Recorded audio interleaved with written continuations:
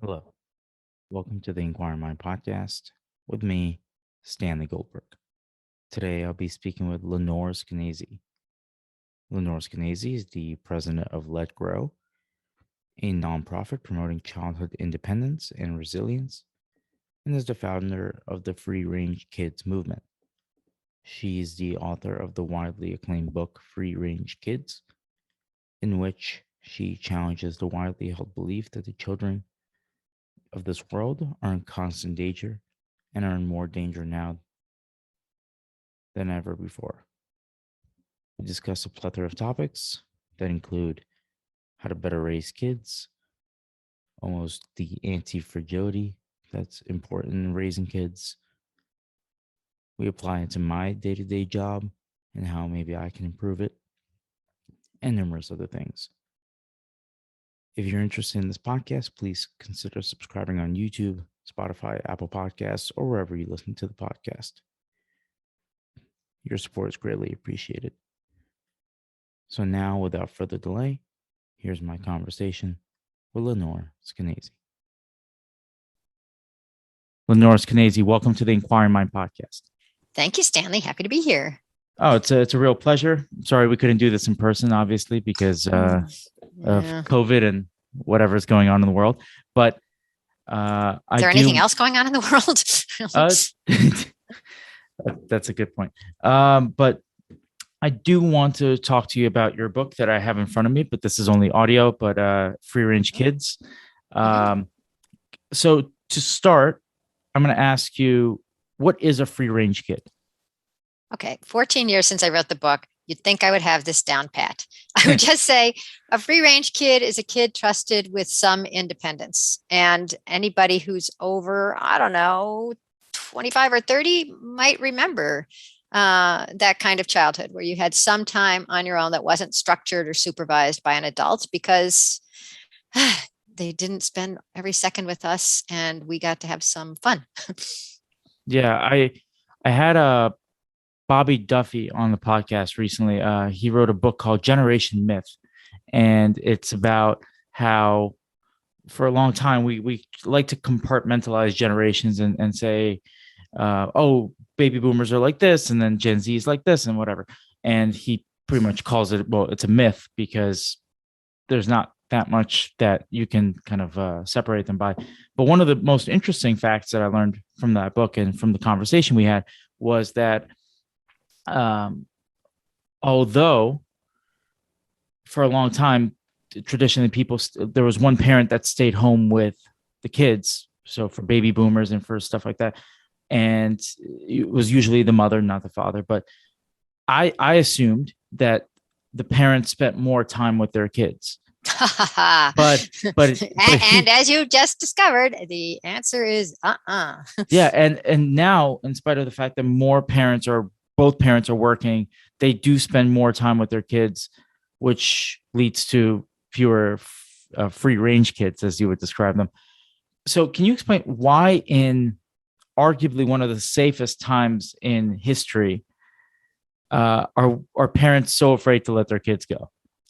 Well, if you read the book, you know that there's about 200 pages about that, but I can whip us through what I think are the 4 and now 5 reasons.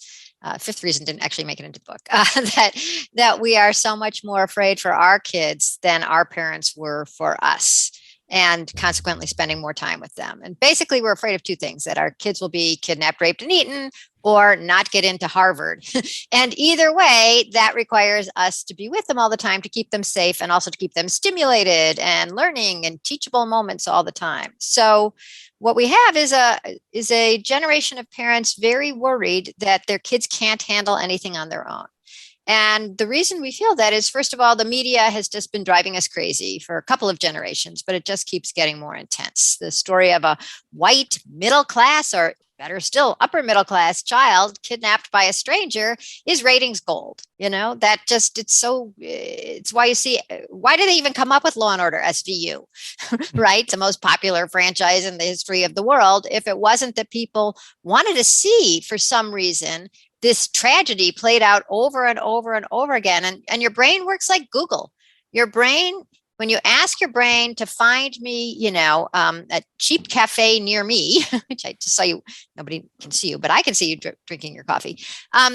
You put in your zip code and up come all these relevant results. There's Cafe Bisque near you and there's Letty's near me, whatever. The first page of your Google results is absolutely relevant to your search.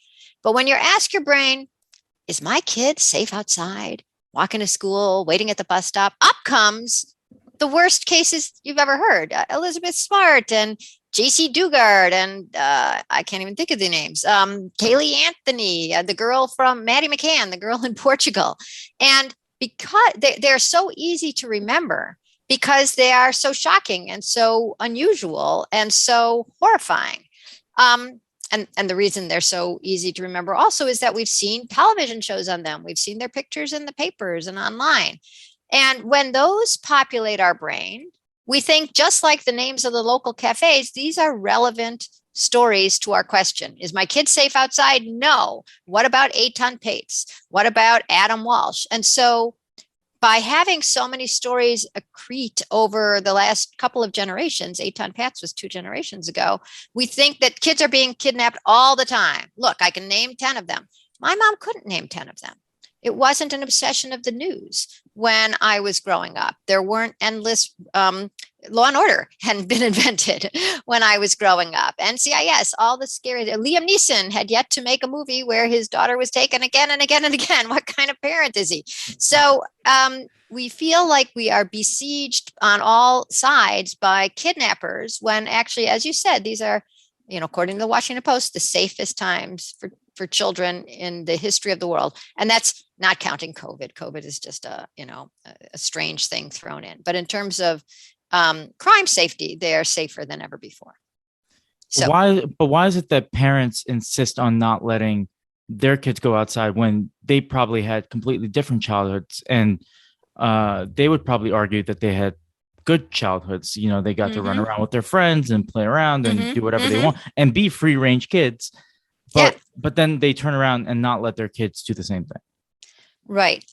Well, I am going to go through 3 more reasons, but one of the biggest reasons, what we just said, it's like they generally people say like, oh, I had so much fun. I played outside, I rode my bike, I stayed out till the streetlights came on. But I can't do that with my kids because times have changed. And then I say, oh yeah, how? And they say, well, crime is off the charts. And I said, well, let's look at those charts. Let's actually Google the FBI crime statistics and see what the graphs show. And actually, if you go to my website, which is called letgrow.org, you can click on crime stats and you'll see chart after chart, not made up by me, but by the Crimes Against Children Research Center and the FBI and the U.S. Department of Juvenile Crime Statistics. The crime is going down. And the people say, oh, well, it's going down because we don't let our kids outside anymore. I'm like, but it's going down against adults and we're not helicopter parenting the adults. It's hard to believe. It is literally hard to feel in your kishkiz that crime is going down when all you see on TV and online and in Facebook posts is how terrible the world is. There's actually something called mean world syndrome, which is an idea that this sociologist developed, about 50 years ago, which is that you see terrible things on TV. I say this as perhaps you can hear it. There's ambulances behind me. I actually live on the route to Elmhurst Hospital, which had like the first COVID surge in the world. Anyways, you see a lot of horrible things in your media feed. And then you think, wow, the world is so terrible, I can't go out there. So you stay inside and you watch more of your news feed and you read whatever you're reading. And it keeps building on itself. The world is mean. You become convinced that the world is mean because you're not actually out in the world. And with parents, there was a study done a couple months ago in Britain, which I think of as similar enough to us. And it's really a lot of sirens behind me, ironically. The sociologist did a survey asking parents, what age were you allowed to play outside by yourself? And the average age was 9. And then she asked, what age are you allowing your own children to play outside? And the average age was 11.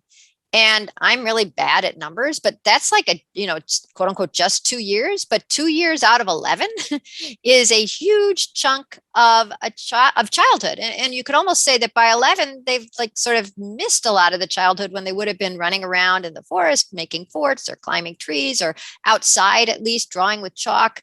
We're really depriving our kids of what I would consider a developmentally rich childhood, which is when kids are trusted to do some things on their own, have some adventures, goof up, fall down, have some arguments and betrayals and bloody knees and learn to deal. And we think that we're helping kids by not allowing them to have those quote unquote adverse experiences, but those are part of life. And it's sort of like, you take the whole grain out of flour and you say, I'm giving you this much nicer, fluffy white bread. And it's like, thanks, I love this. But we gradually realize that taking everything out of the white bread, all the grain, all the wheat germ, whatever it is that's supposed to be in bread, ended up missing something very crucial to the mix. Mhm. So one of the interesting things you mentioned earlier was the fact that we also like to regiment our kids' lives. I have a few family members, and I won't mention who they are just in case they're actually going to listen to this. Maybe don't tell them about this particular podcast. Yeah, but they would, from a very young age, they would give their kids, a very strict schedule, like gymnastics, dance, soccer, whatever it would be, and these kids would have a legitimate 9 to 9 job, Yeah, on the weekend. And even back then, when I didn't know any of this, right? I didn't read your book. I didn't know any of this. I still had that thought in the back of my mind, but when do they get to be kids? Like, when do they get to run around and do stupid things? Right. And I think there comes a point later on in life where the kids will actually try to catch up on all the stupid things they didn't do when they were kids, like younger. I don't know if this is backed up by any science, but I feel like that's the case, where they end up doing stupider things when they're teenagers. And then, but that's more high risk stupid things, because now they can drive and now they can, whatever they want to do. So they're catching up on lost time. So wouldn't it be better to kind of let the kids go a little bit when they're young and then maybe reel them in a little bit when they're older? I don't know when we're going to reel them in. So it's interesting. I do hear from people sometimes that deprived of the chance to, sow their wild oats, however wild they are at age 7, 8, 9, they will, inevitably burst forth with all sorts of terrible behavior at 17, 18, 19. I'm not sure that's the case.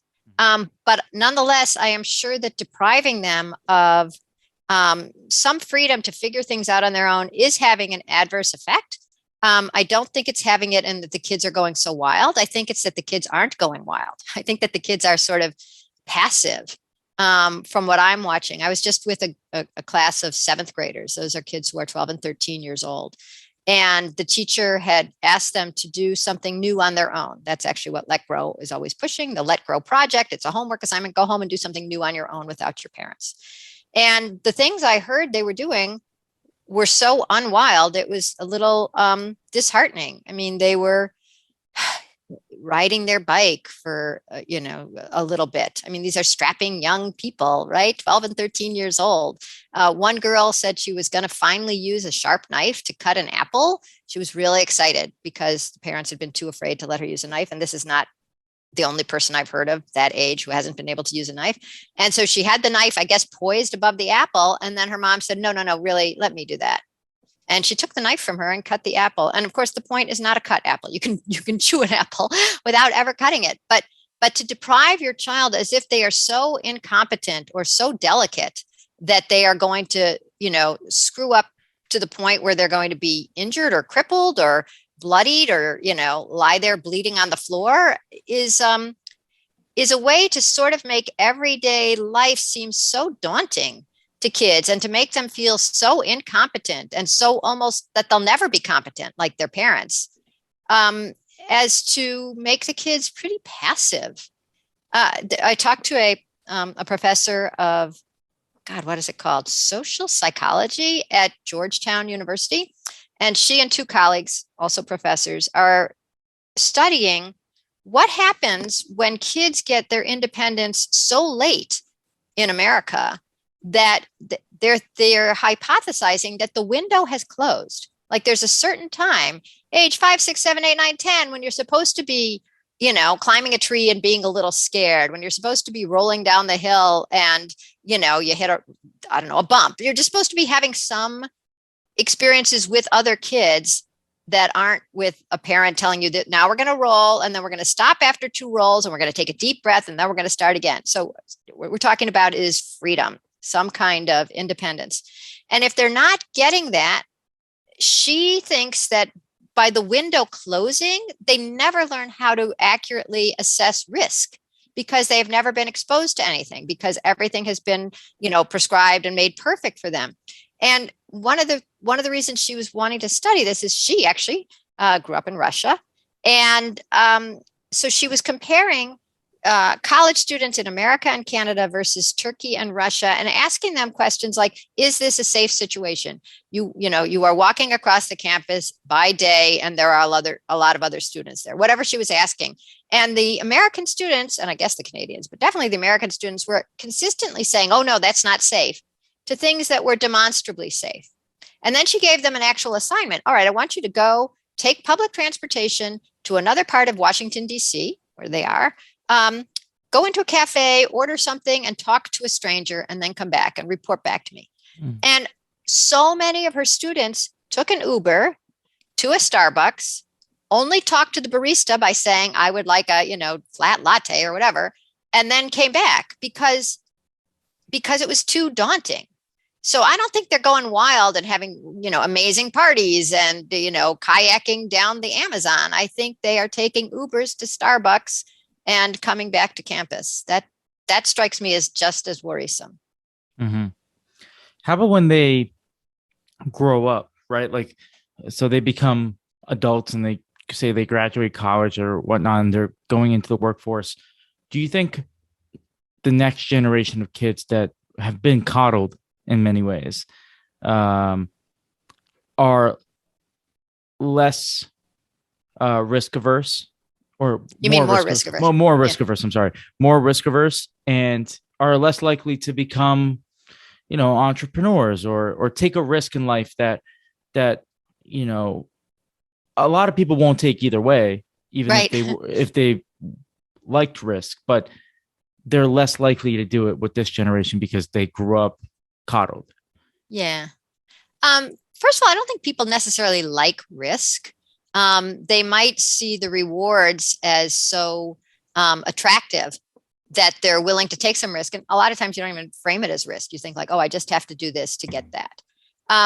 What I have heard, and admittedly, I haven't studied 30-year-olds very much or 35-year-olds. What we've been hearing, and this is so anecdotal as to be dismissible, if you like, is that young people entering the workforce are passive.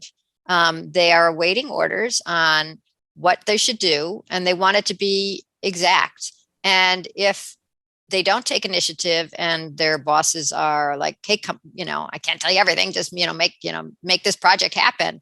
And they don't, it's like, well, you didn't tell me that I had to do it this way, or you never told me I had to. It's sort of like, it reminds me, what I'm hearing about from the employment world reminds me of what I'm hearing about from the school world, which is that, you have to tell the kids, take out your pencil, and then you have to tell them again and again and again. And then they finally take out their pencil and say, okay, put your name on the top of the paper. And then the hands go up. Do I put it on the left-hand side or the right-hand side? Do you need my full name or just my last name? Do you want this, to be in script, or nobody knows script? The point is that they've been so well trained to take orders that it is hard to do something without having somebody tell them exactly what to do. And how do you remedy that? You give them more independence when they're young to figure things out on their own. I mean, you were just talking about the, gymnastics class and Kumon or whatever else, chess. When you're in those classes, you're learning things. It's not like it's pointless. My kids took chess, I had them in baseball and soccer and stuff like that. But what you're learning is whatever the coach is teaching you. And that's a skill. The one thing you're not learning is how to organize your own soccer game, how to decide with your friends if that ball was in or out, how to deal with the kid who keeps wanting to take an extra turn, but he's bigger than you. What do you do? I mean, all that stuff is spontaneous problem solving that there's no problems to solve if the adults are saying, kid, it's your turn now. You go to the back of the line. Um, so Let Grow, the nonprofit that grew out of free range kids, co-founded with John Haidt, who wrote the book, The Coddling of the American Mind. So when you mention coddling, I think, our one initiative I mentioned is the Let Grow project, where kids get the homework assignment to do something on their own. And that's really just to get the parents away from them, right? The school said, oh, you have to do something by yourself. Oh, I don't like that idea. Mom, it's the school. All right. So the kids go and do something on their own. But the other Let Grow initiative is the Let Grow Play Club, where kids stay, where the school stays open before or after school for mixed age, no devices, loose parts, free play. There's an adult watching, hopefully not watching. There's an adult there in the corner with her EpiPen, we're waiting for the worst. But she doesn't organize the game and she doesn't solve the arguments. And so you have a critical mass of mixed age kids coming up with things to do. And some of them are making, some of them are playing football and some of them are drawing and some of them are playing tag. And in all of that, they are learning what they don't learn in an organized activity, which is how to make something happen, how to change the rules. It's so boring. How about when it's only your soccer league, it's all the 8-year-olds playing against all the other 8-year-olds. So all you know is who's bad and who's slow, who's terrible, who's good. But when you have 12-year-olds with 8-year-olds with 5-year-olds, and the 12-year-olds turn is to actually, I talked to one kid who was talking about this, who was so proud. He was a kid, I guess he was about 12 or something. And he was talking about when he played with the little kids soccer just for fun, he would, pretend that the soccer ball coming at him from the 6-year-old was like, oh my God, oh, I couldn't catch that. Wow, you're so fast. You're so good. And what he was having fun was being empathic. He didn't realize it. He was being a goofball and letting the kid win. But really, that's the beginnings of empathy. I know you're 6. You think that I'm like the king of the world. I'm going to let you win and I'm going to have fun because I did that. You can't do that when it's 8-year-olds playing against 8-year-olds, right? So you need a chance for kids to be mixing and matching and coming up with ideas and being upset, being left out of things and realizing, why doesn't anybody want to play with me? Oh, maybe because I don't shut up, or maybe because I hog the ball, and then sort of modifying your behavior so that you can have fun too. All this stuff happens when you don't have an adult who's smarter and better at this saying, oh, wait, no, here's the problem and here's how we solve it. Mm-hmm. So it's interesting that you bring that example up, because I, as a full-time job, I coach kids from kindergarten to 4th grade. I teach them soccer. And together, all the kids together? So no, it's like kindergarten block, 1st grade, 2nd grade, it like separately. I'm always trying to get better at my job. So is there something in that kind of scenario where I can, I have them for 40, 45 minutes at a time. Most classes once a week, so you want to let them be kids and do their thing, but you also kind of need a controlled chaos. That's kind of what you aim for, where you can't let it get too out of hand, but you have to have it somewhat controlled, but not too controlled. So what would you recommend in like an environment like that? Well, interestingly, after you today, I'm talking at 1:30 in the afternoon with a guy named Mark Cole, who has recently retired from being the head of the Steel Sports. It's a sports league of 3,500 kids. I guess it's half soccer and half baseball. I don't know actually the percentages, but the owner of the teams read the book, The Coddling of the American Mind, called me up and said, let's talk. And so we did. And, I said, there's a lot, basically what I just said to you, there's so much that kids learn from free play that they can't learn when the coach is saying, okay, now we're all gonna, I don't even know what the practice drills are, but you can learn a lot from the drills, but you can also learn a lot from free play. And free play it might look like chaos, but you played on your own as a kid, right? Did you? Was it chaos? Was it so terrible? If any adults saw it, they would say, oh my God, this must stop. No, it was fun. Yeah. But no, but the reason I'm saying it is because there are people that come and look at your class, and what's incentivized in the education system, I think, is, and I hear this a lot, it's you want them to kind of do their own thing, but you also want it to be a controlled environment, which sounds like an oxymoron, and it probably can't happen. But I do think it can happen, but I think you have to redefine chaos. If kids are punching each other in the stomach right and left, that's bad. Right? If they're deliberately hurting each other, kicking each other, that's terrible. But if it's kids arguing, if it's kids being frustrated, if it's kids saying, try it this way, no, try it this way, okay, that's the richness of play as opposed to the dysfunction of play. And I didn't finish my story about this guy, Mark Sure. Cole, who I'm talking to in a few minutes after you. So after they heard about how important it is for kids, like how kids become, sort of more themselves, learn more, try more, are less inhibited in a good way when they have free play, they started offering in a pilot program the first 10 to 20 minutes of each practice. So it's not time before the practice, it's the practice time is devoted to free play. The kids move the goalposts, they put the posts together, you have to kick the ball over it, you're only allowed to use your nose, whatever. They didn't do the nose. But they make up their games and they have fun. And in the pilot project, the coaches, who are just as invested as you are in making sure that the teams do their best, said they were noticing some really kind of amazing results, which was better teamwork, more creativity, more communication between the kids, to the point where, this is a team that wants to win. This is a program that depends on parents signing up and paying for it and thinking that they're getting a lot out of it. They spread it to all their programs: baseball, soccer, summer camp. Everybody has free play as part of their practice now because the results were better. And when I talked to the guy who coaches the oldest kids, like the 15, 16, 17-year-olds, they have a tournament with all these other teams at the end of the season. And he decided, I guess as an experiment, but maybe because he'd been watching what was going on, that he was literally not going to coach them in the tournament. Because what he'd seen was really cool, which is that when he was stepping back, some of his best soccer players, and this is a guy from Wales, so he takes his soccer seriously, right? Accent and everything.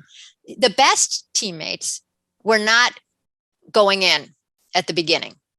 And the reason they weren't is because they wanted to see what was going on. They wanted to get a feel for the play and the other team and how people were doing so that they could tell their teammates, do it this way, do it that way. And then they would go in.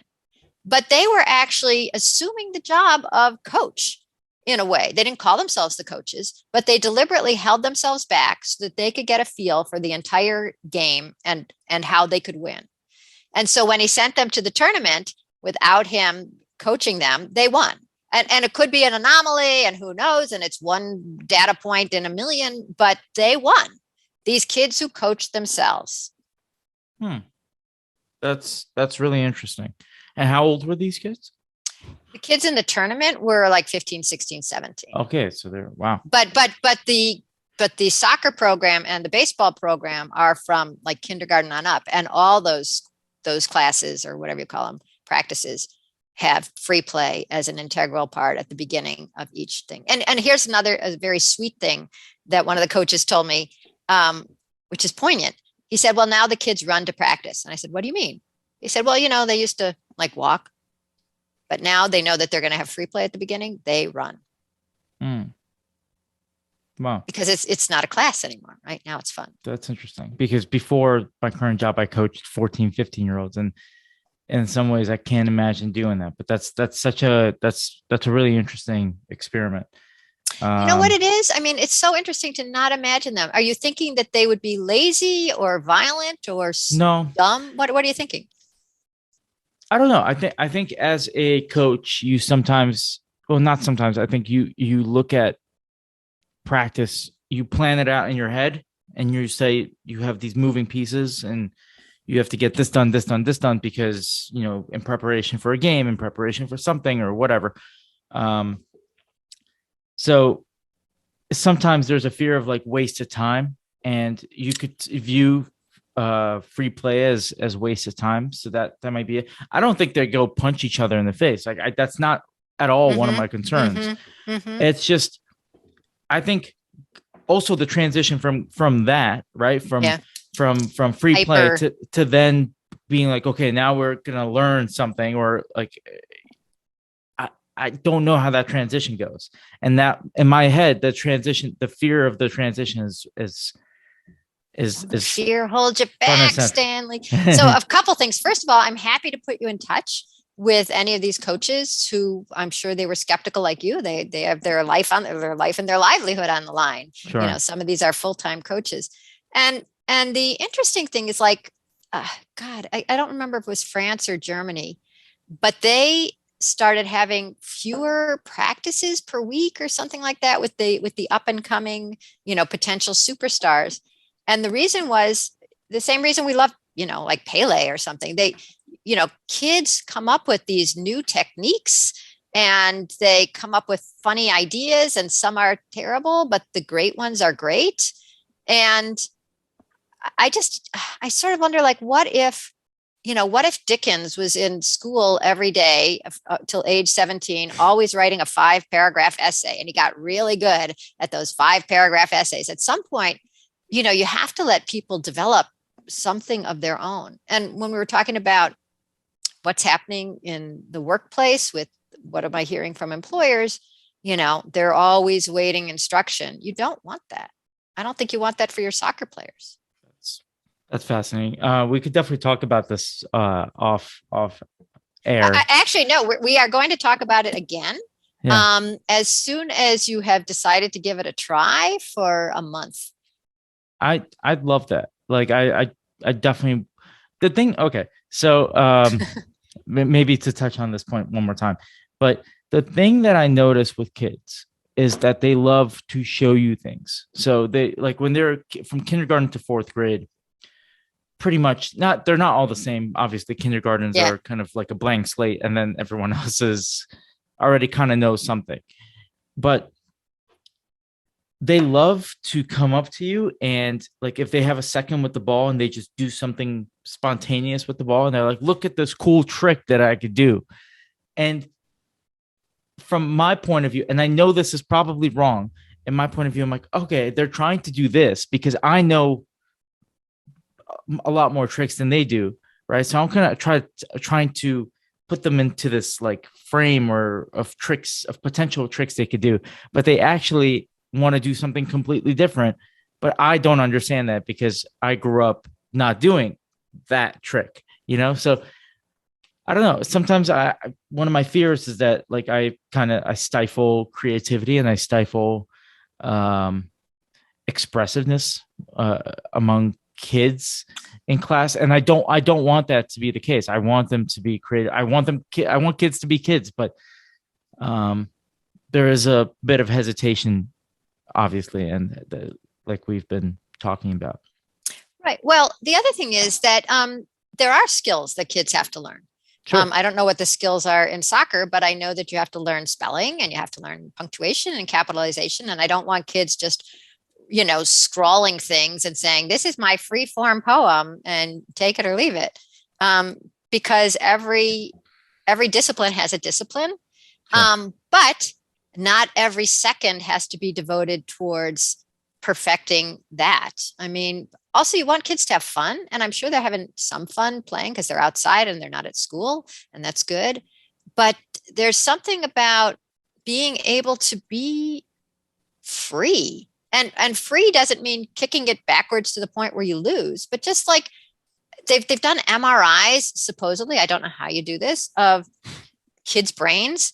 And it's like you're doing a math problem and this part lights up, and you're doing, practicing piano and this part lights up. And in free play, they supposedly all light up because you're thinking ahead and you're thinking about what can my body do and what would be fun and what would be funny and will this hurt? And you have to be, just like you as the coach are thinking about all the different moving parts, they are on fire when they are, when the adult is not dictating what happens next. One of the things, so I work with Peter Gray, Gray. He wrote a book called Free to Learn. It's such a great book. I read it on vacation. I never read nonfiction on vacation. And it's all about how the easiest way for kids to learn things is when they're engaged and interested and just plain old curious. And the hardest way to get information into kids is when they're bored and just awaiting instruction. Certainly in the classroom, it's hard to get stuff into their heads. And that's a lot of the frustration of teachers. But what he says is that when there are adults and kids together, the adults are the adults and the kids are the kids. Normal, like you're talking about. But when the adults aren't there, the kids become the adults. So the kids have to start thinking bigger and more intensely and more engaged because they're figuring out everything. It's sort of like when you're the driver, you have to figure out how to get to the airport. And when you're the passenger, somebody else is driving and you have no idea how you got to the airport because you knew that somebody else was going to take you there and you checked out. Mm-hmm. Okay. Sold. That was okay. It's pretty interesting. I can't wait till you try this. I really think that it's going to be a cool surprise. I definitely will try it, and then I will let you know how it goes. Do a little experiment. Really, we are very keen on getting, anecdotes if need be, and data is even better. Right. So a few years back, I attended a talk at the 92nd Street YMCA with Neil deGrasse Tyson and Walter Isaacson. Walter Isaacson had released his new book at the time. It was Leonardo da Vinci. Probably had 5 books since then. Yeah. Yeah. Well, one, but yes, good point. And there was one part that kind of stuck with me. Mm-hmm. That Neil deGrasse Tyson, they were talking about childhood and like because Leonardo da Vinci was a scientist and had all these ideas and had these amazing journals. Mm-hmm. And backwards writing. Right. Yes. And Neil deGrasse Tyson said, at a young age, you tell kids, ask questions, be curious. There's no such thing as a stupid question, all that. And then later on in life, somewhere along the way, we're told, sit down and shut up. Yeah. And that can really stifle creativity. And one of the things you posted a video of him on your blog, Free Range Kids, where he was talking about a woman walking in Central Park with a child, and he's watching this situation. There's a giant puddle with like mud. I guess it had, mixed with the dirt. And this kid was like sizing up this puddle, and I probably would have jumped in too, but like he really wanted to jump in. And what does the woman do? She just the mom walks the child around the puddle, and in some ways that killed that moment of creativity and that spark and that.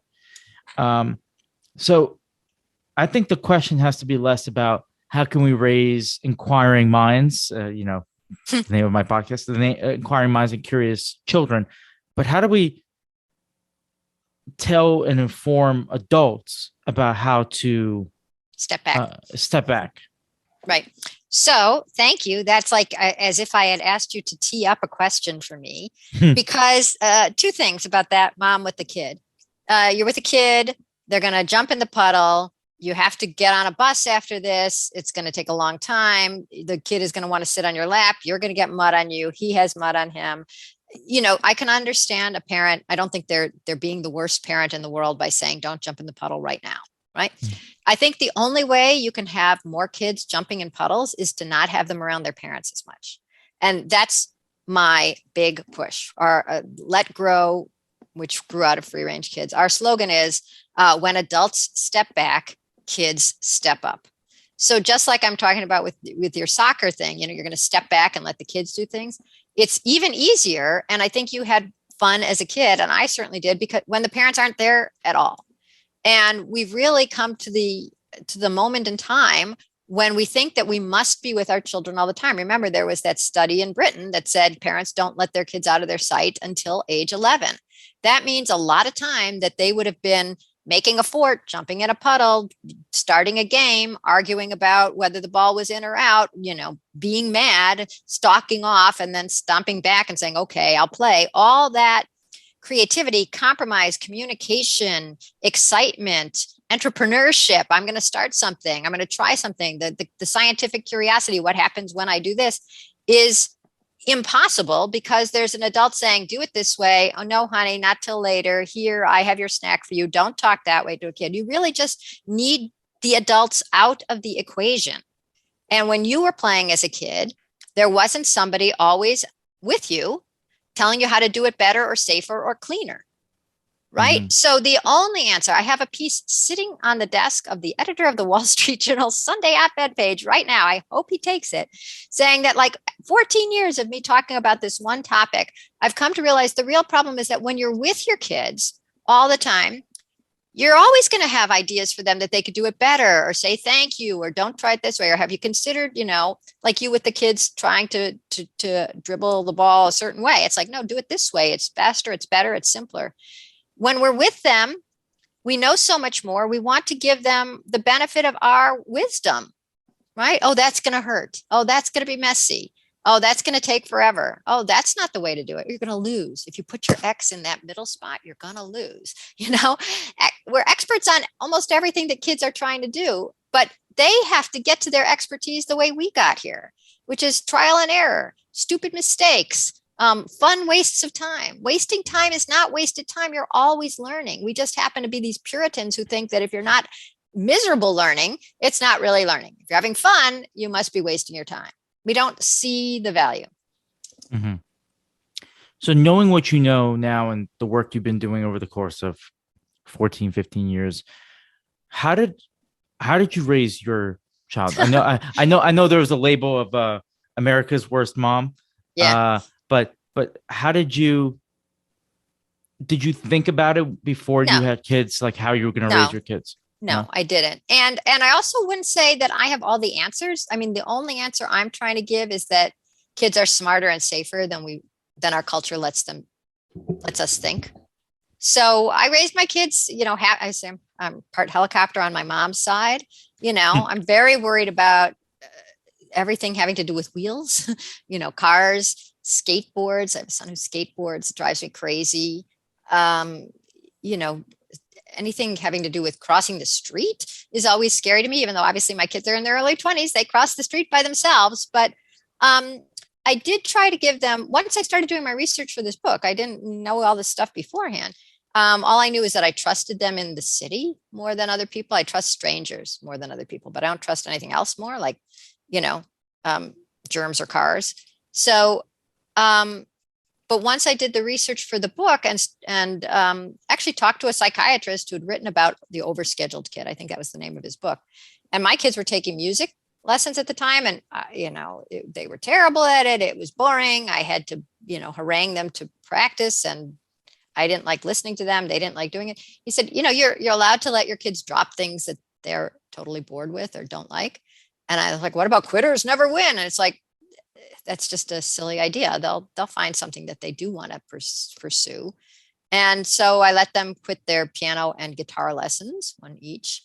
And that was good. And then, I watched them as they did develop some interests. One kid went to the store and read manga every day. And one kid took a basketball and always tried to find kids to play with, which was hard because everybody else was in an organized sport or home on their computer.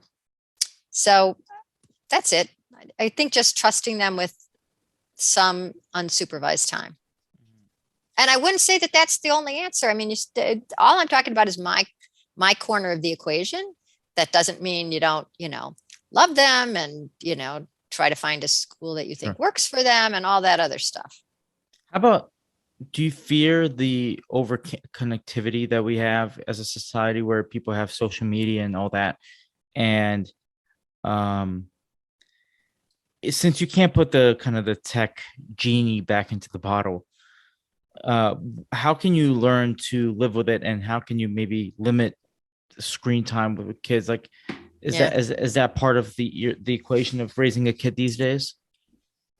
It probably is. I'm pretty agnostic on the whole computers and media thing. John Haidt, who, as you know, is a co-founder with me, is very worried about middle school girls and social media. And he's convinced me that that is pretty scary.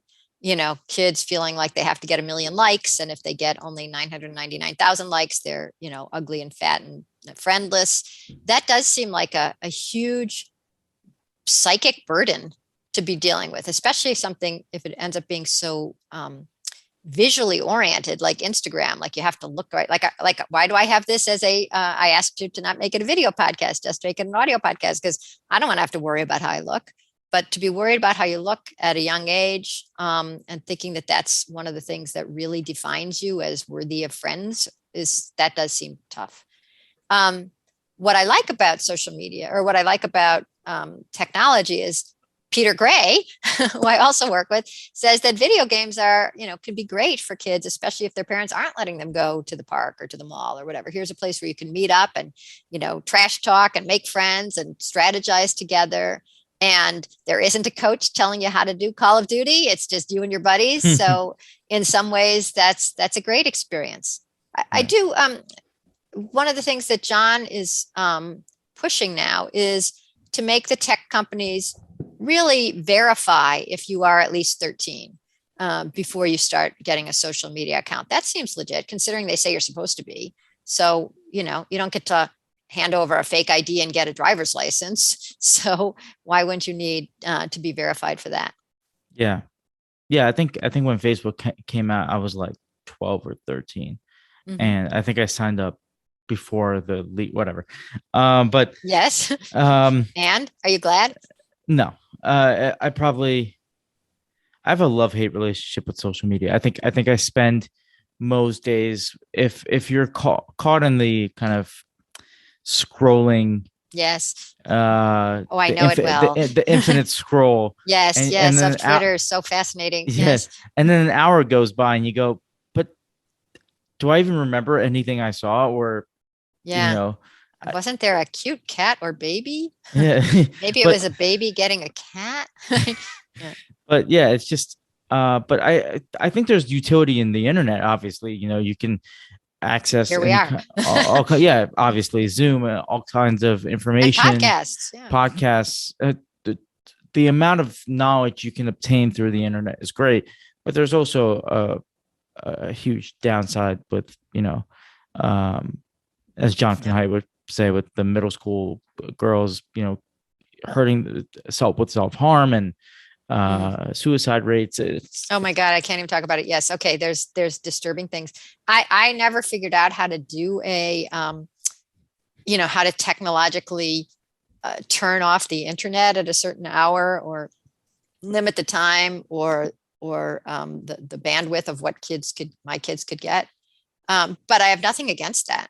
Yeah. Free range. People sometimes think free range is like free for all. I don't care where my kids are, what time they go to bed, what they eat, or it's not that. It's really what we've been talking about till now, which is trusting them with some independence. Yeah. It's not about no rules, no parental authority whatsoever. That's not it. Yeah, but to kind of piggyback on the screen, my relationship with the screen. Mm-hmm. The other day, a couple of days ago, I was walking outside with my dog in Harlem, and I forgot my headphones. I usually put in my headphones and I'm listening to a podcast or whatever. Mm-hmm. I forgot my headphones. I have my phone in my pocket, but I don't really need it since, I don't have my headphones.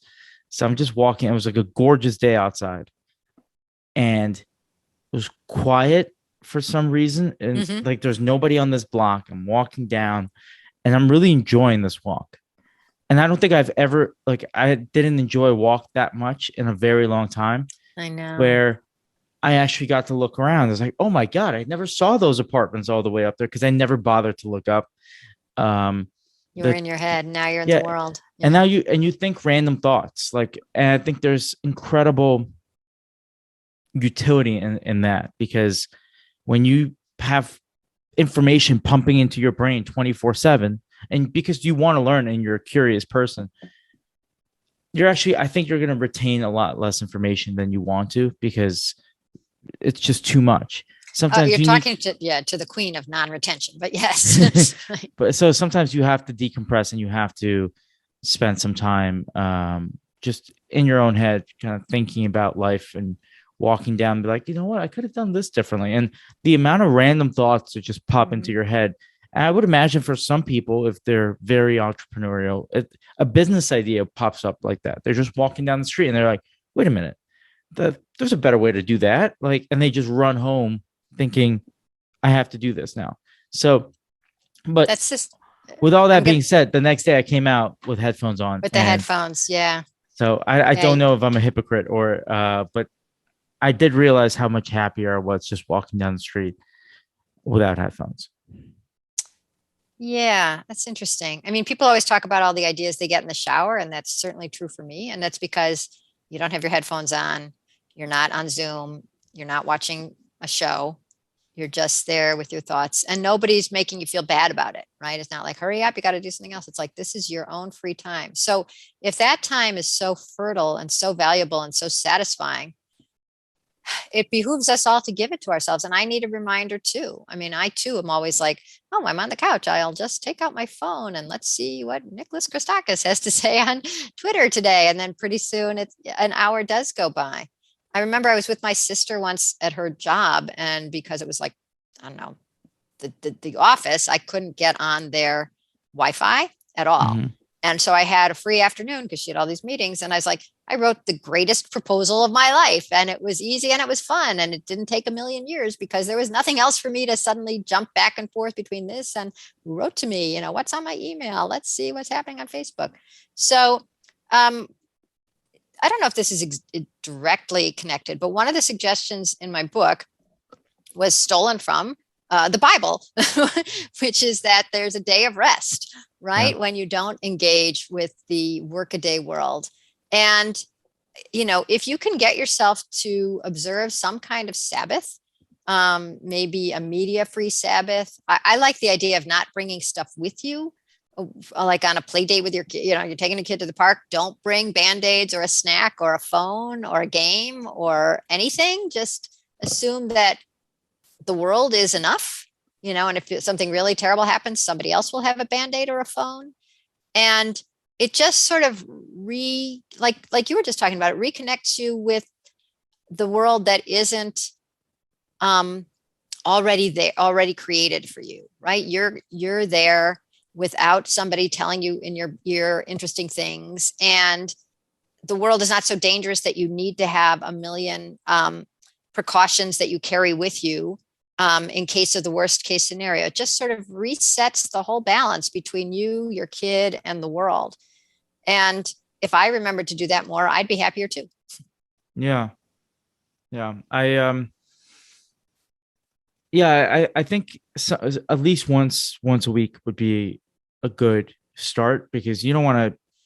I mean, I've read books. There's a book by a guy named Cal Newport, who's a really interesting guy. He teaches at MIT, computer science guy, but doesn't have any social media, doesn't have any of that. And he had a book, had a book back in the day called Digital Minimalism, and he started kind of a movement of his followers of some kind, that people would try. I think it was 30 days, 30-day kind of like social Detox. media detox.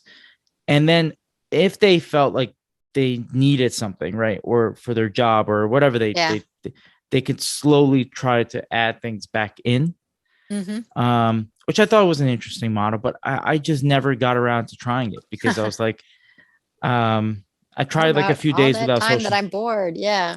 Yeah, and I think boredom is a problem, because especially my generation, we grew up with, phones and stuff like that. It's hard to be bored.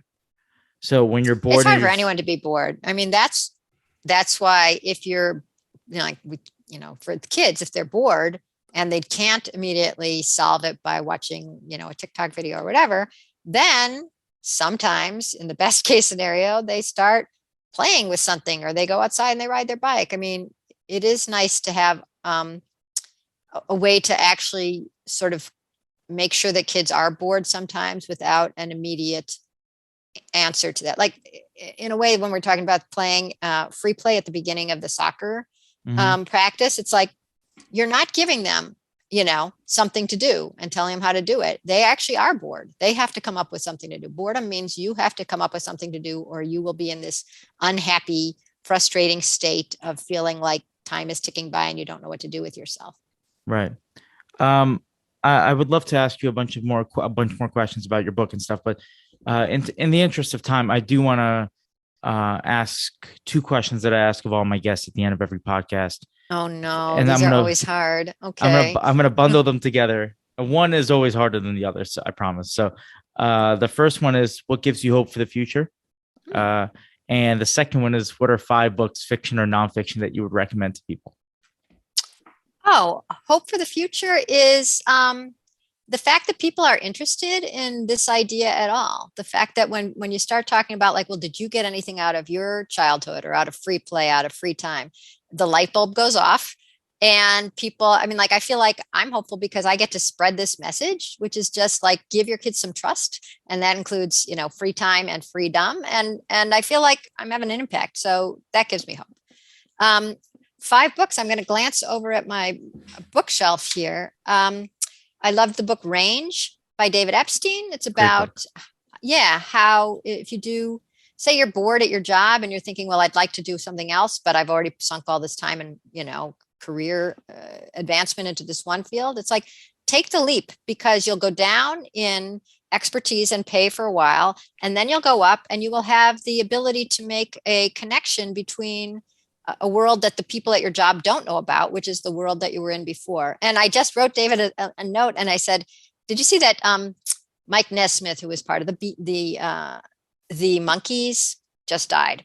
Doesn't matter. He was a rock musician, sort of pseudo rock musician. Point is that his mother had been a secretary. She was a single mom. So she worked part-time as a secretary and part-time as a painter.